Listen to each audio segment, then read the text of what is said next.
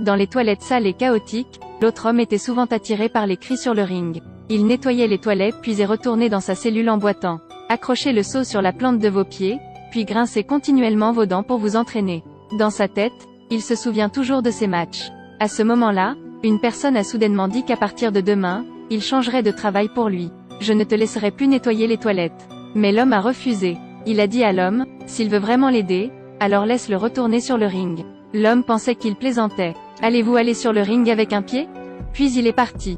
L'homme était très en colère. Il a donné un coup de pied dans le seau d'entraînement, puis a utilisé son genou blessé à plusieurs reprises pour frapper le sac de sable fait maison dans la pièce. Puis il sortit soudain un morceau de tissu sous le matelas, dans lequel se trouvait une lame tranchante. Il s'est avéré qu'il se coupait les cheveux. Ailleurs, sur le ring, l'arbitre a levé le bras d'un homme costaud qui a déclaré cette fois le champion de boxe. Mais soudain, une bassine d'eau froide se jeta directement sur lui. La personne qui est venue était le mystérieux nettoyeur. Ce barbu nous a enfin montré son visage. Son visage était rempli de férocité et d'intentions meurtrières.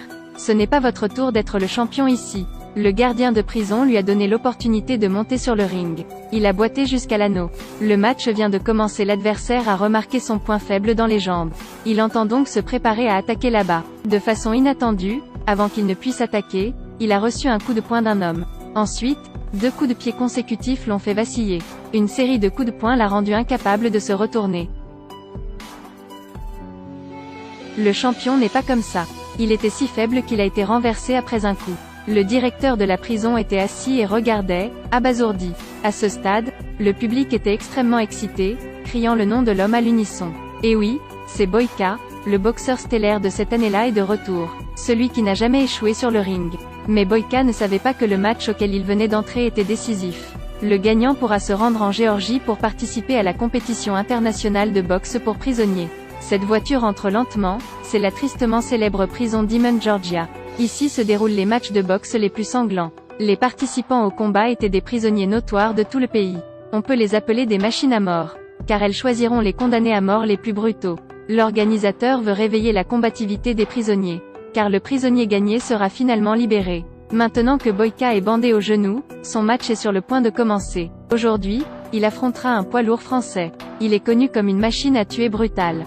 L'arbitre fit signe de commencer, le puncher français bondit et prit l'initiative d'attaquer. L'adversaire n'a pas de nom, bien que l'attaque soit rapide, le coup est trop faible et n'a pas de puissance. Boyka a rapidement esquivé plusieurs coups puis l'a jeté au sol. Puis il a lancé 2 coups de pied.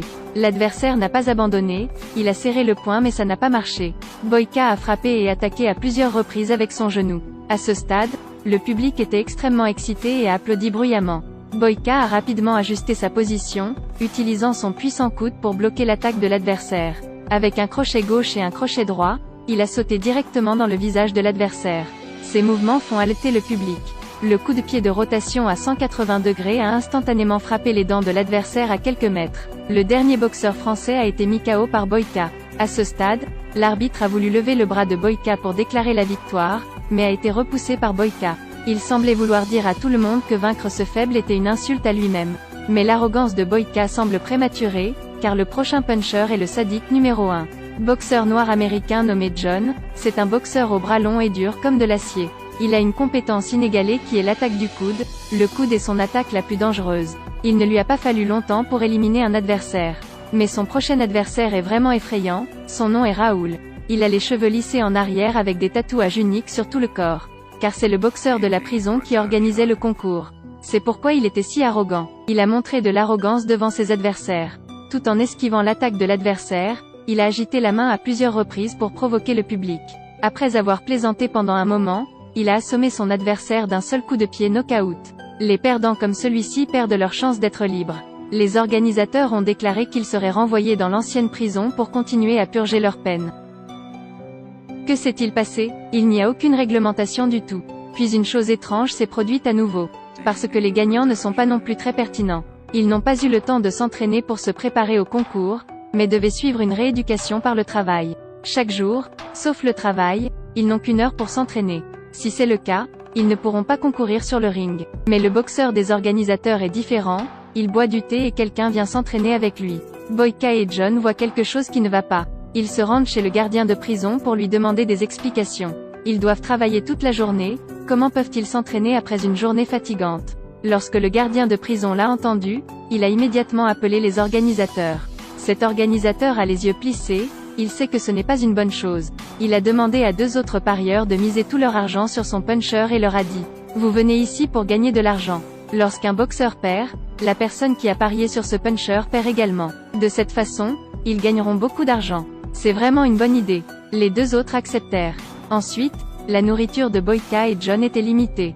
Les 2 se rendent compte que les choses vont mal. Mais ils veulent tous les 2 gagner le championnat et sortir d'ici. Dans une situation de pression, ils trouvent un moyen.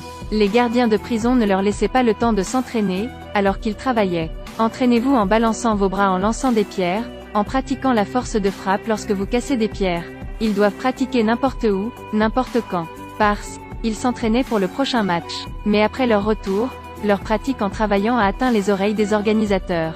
Les organisateurs ne peuvent pas continuer à laisser Boyka et John s'entraîner comme ça, parce que les 2 ont le potentiel de gagner. So they secretly did some evil things. Lorsque Boyka a rencontré à nouveau John, il a été surpris. John gisait sur le lit, haletant comme s'il allait mourir. Mais ce qui le rendait incroyable, c'est que, même après que John ait été blessé comme ça, il n'a toujours pas abandonné la compétition. Il essaie toujours de s'entraîner. Vraiment l'esprit d'un guerrier qui n'abandonne jamais. Boyka a vu cela et s'est senti très mal à l'aise. Mais peu de temps après, les 2 ont été réorganisés pour travailler. Mais cette fois, Boyka a eu une idée folle. C'était pour aider John à s'évader de prison. Parce qu'il connaissait cet état de John, peu importe combien il pratiquait, il perdrait. John va payer de sa vie. John disguise, et knows Boyka definitely won't end well after a escape. Mais la situation devant lui n'a pas eu le temps de réfléchir. Boyka a attrapé le marteau et a frappé à plusieurs reprises la chaîne de jambes de John. Le bruit des marteaux frappant le fer attira l'attention du geôlier. Soudain, le manche du marteau se brisa en 2. Le directeur de la prison les a trouvés.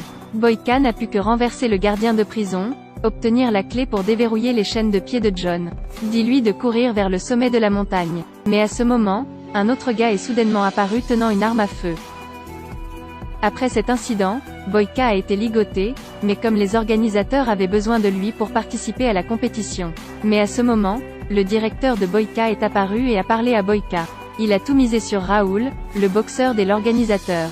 Boyka ne pourra pas battre le boxeur des organisateurs, il vaut donc mieux que Boyka soit battu à mort maintenant. Boyka s'indignait. Le match final commence. Mais Raoul est en fait assez bon, il utilise son avantage d'envergure pour continuer à frapper Boyka. Mais quel est l'état de Boyka? Il est très en colère. Tu m'as frappé une fois. Je vais riposter plusieurs fois. Au début, Boyka a pu riposter. Mais alors ce n'est plus comme ça. Soudain, Raoul a attaqué à plusieurs reprises Boyka. Boyka lance, frappe, esquive, trouve le bon moment pour se mettre sur l'oreiller en continu. La situation a changé. Raoul en a profité pour donner un coup de poing à Boyka à la taille. Les 2 se frappent continuellement. Soudain, Raoul a bondi et a frappé Boyka dans l'œil avec un coup de pied. Boyka a enduré la douleur intense et a continué à se battre. Coup de pied, attaque, esquive. Raoul en profita pour mettre toutes ses forces à balancer son poing. Elle est le protecteur de sang et de dents de Boyka a éclaboussé. Boyka ne pouvait douloureusement se tenir debout. Ce n'est pas encore le pire. Le pire, c'est... Le genou de Boyka a été blessé plus tôt. Bon Dieu, Raoul a pris le dessus et a continué à attaquer. Frapper Boyka pour tomber du ring. À ce stade, l'arbitre est rapidement intervenu. Commencez à compter les heures, 1, 2. Mais devinez ce que Boyka a vu. C'est une serpillière. Cela lui rappelait l'époque où le nettoyage des toilettes était appelé le roi du nettoyage par ses adversaires. C'est une grande insulte au gladiateur. Il fit de son mieux pour retirer le chiffon et l'enrouler autour de ses genoux. Là encore, levez-vous.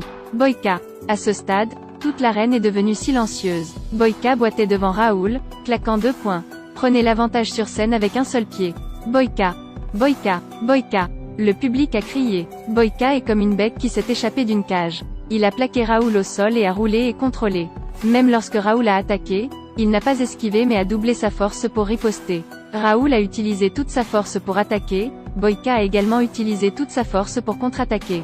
Un son. Le mollet de Raoul est cassé. Ce tir représente non seulement la victoire mais aussi le retour de Boyka. C'est l'âme qui n'abandonne jamais l'anneau. Mais sa victoire a coûté beaucoup d'argent aux organisateurs. L'ancienne règle d'octroi de la liberté n'est également plus en vigueur. Boyka a été emmené dans un endroit désert par les organisateurs pour se préparer à le tuer pour évacuer sa colère. Dès que Boyka a accepté la mort, John est arrivé, il n'est pas parti. Il a conduit Boyka à s'enfuir. Le gardien de prison de Boyka est également apparu soudainement. Il s'est avéré que le directeur de la prison n'avait pas parié sur Raoul à ce moment-là, mais avait parié secrètement sur Boyka. Parce qu'il se sent, Boyka est le meilleur combattant du monde. Ce qu'il a fait dans le passé n'a été que d'irriter délibérément Boyka. Faire monter en flèche la puissance de combat de Boyka. Puis le geôlier a donné à Boyka des centaines de dollars et lui a rendu la liberté. Après avoir dit au revoir, Boyka s'avança en boitant. Cliquez sur partager l'article et laissez vos commentaires.